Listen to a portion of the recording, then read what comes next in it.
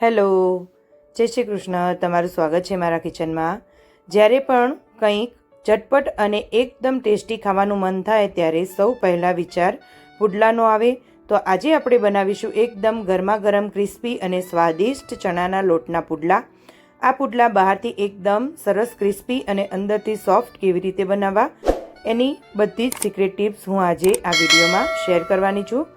તો ચાલો મોડું કર્યા વગર ફટાફટ બનાવી લઈએ. તો આપણે સૌ પહેલાં તેના માટે એક ગ્રેવી બનાવી લઈએ.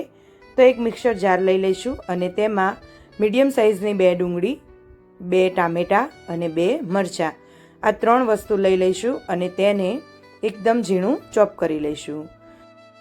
એકદમ ઝીણું ચોપ પણ કરી શકો છો અને મિક્સર જારમાં ગ્રાઇન્ડ પણ કરી શકો છો. તો હવે પહેલાં આપણે તેની એકદમ ઝીણી ગ્રેવી કરી લઈએ. તો સરસ એવું એકદમ ઝીણું એકદમ કટ કરી લીધું છે. તો હવે તેને આપણે એક સાઈડ રાખી દઈશું અને બીજી સામગ્રી આપણે તૈયાર કરી લઈશું. તો અહીંયા મેં 2 કપ ચણાનો લોટ ચાળીને લઈ લીધેલો છે. તમારે ચાળવો વધારે જરૂરી છે તો ચાળીને લેવો. એકદમ ક્રિસ્પી બનાવવા માટે 2 ચમચી સોજી લીધેલી છે અને વધારે તેનાથી ક્રિસ્પી થાય તેના માટે 2 ચમચી ચોખાનો લોટ પણ લીધેલો છે. તો આ 3 વસ્તુ તમારે લેવાની છે જેથી આપણા પુડલા ખૂબ સરસ એવા ટેસ્ટી બને. સાથે તેમાં અડધી ચમચી અજમો અને 1 ચમચી તલ લઈ લઈશું. હવે આપણે બધા મસાલા એડ કરીશું. તો સ્વાદ અનુસાર મીઠું એડ કરીશું, અડધી ચમચી હળદર પાવડર એડ કરીશું, 1 ચમચી ધાણા જીરું પાવડર એડ કરીશું અને 1 ચમચી લાલ મરચું પાવડર એડ કરીશું. તમે લીલા મરચાંની તીખાશ પ્રમાણે લાલ મરચું એડ કરી શકો છો. હવે બધા જ મસાલા અને લોટને સરસ એવું પહેલાં મિક્સ કરીને રાખી દઈશું.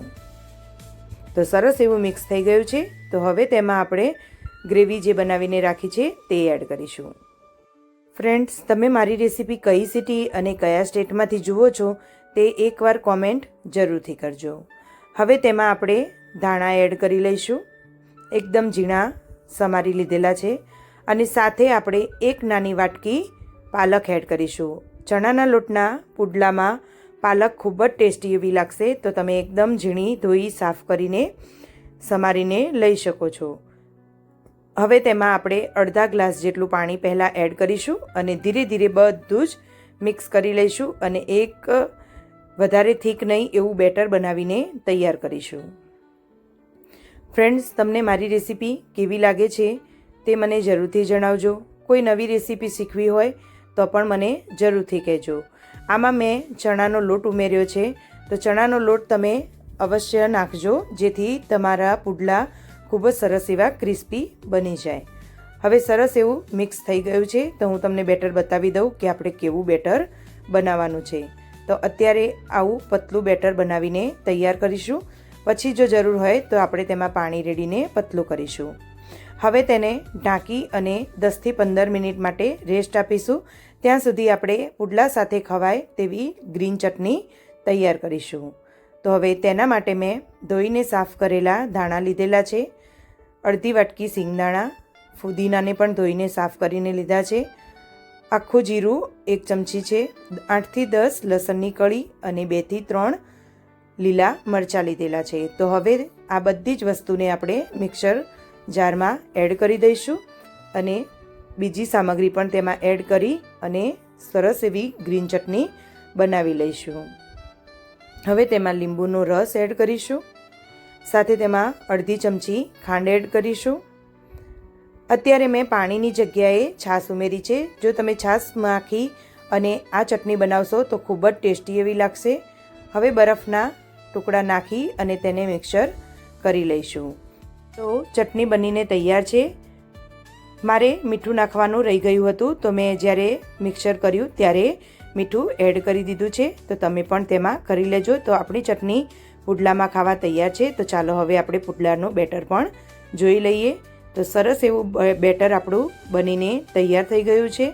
તો હવે આ બેટરને મિક્સ કરી અને એકવાર ચેક કરી લેવું. વધારે જો સોજીના કારણે ઠીક થયું હોય તો થોડું પતલું કરી લેવું. હવે લાસ્ટમાં આપણે તેમાં બેકિંગ સોડા ઉમેરીશું. તો 1/4 ટીસ્પૂન જેટલા મેં બેકિંગ સોડા ઉમેર્યા છે. તેના ઉપર પાણી નાખીને તેને એક્ટિવ કરી લીધા છે અને એક જ ડાયરેક્શનમાં ફેરવી અને સરસ એવું બેટરને આપણે મિક્સ કરી લઈશું. તો આપણું બેટર બનીને તૈયાર છે. તો હવે આપણે તેના પુડલા બનાવવાના છે. તો ચાલો આપણે પુડલા બનાવી લઈએ. તો સાથે અહીંયા તવી પણ ગરમ કરવા મૂકી દીધેલી હતી, તે ગરમ થઈ ગઈ છે. તો હવે 1 ચમચો બેટર રેડી અને ધીરે ધીરે આપણે જેમ ઢોસાનું બેટર પાથરીએ તેવી જ રીતે આ પુડલાનું બેટર આપણે પાથરીશું. તમને જો જાડા પુડલા ગમે તો તમારે જાડા બનાવવા. અત્યારે મેં પતલા એવા ચણાના લોટના પુડલા બનાવીને તૈયાર કર્યા છે.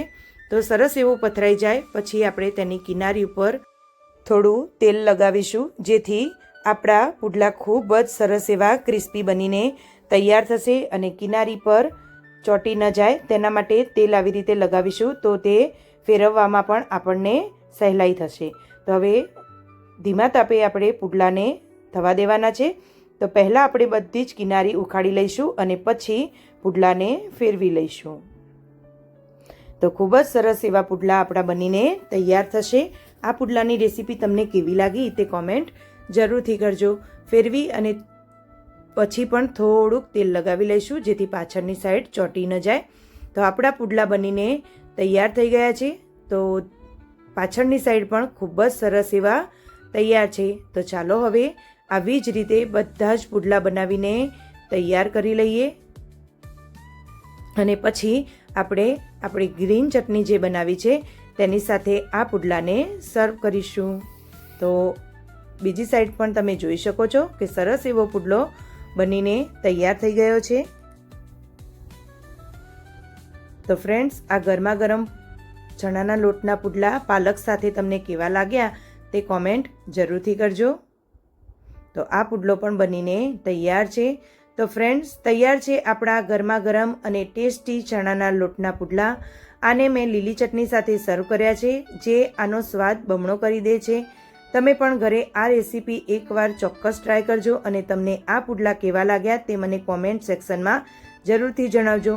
જો તમને આજનો વિડીયો ગમ્યો હોય તો વિડીયોને લાઇક કરજો, તમારા ફેમિલી અને ફ્રેન્ડ્સ સાથે શેર કરજો. આવી અવનવી રેસીપી જોવા માટે મારી ચેનલ જાયકા બાય ખુશ્બુને સબસ્ક્રાઈબ કરવાનું ભૂલતા નહીં. ફરી મળીશું એક નવી અને ટેસ્ટી રેસીપી સાથે. ત્યાં સુધી આવજો. Thank you.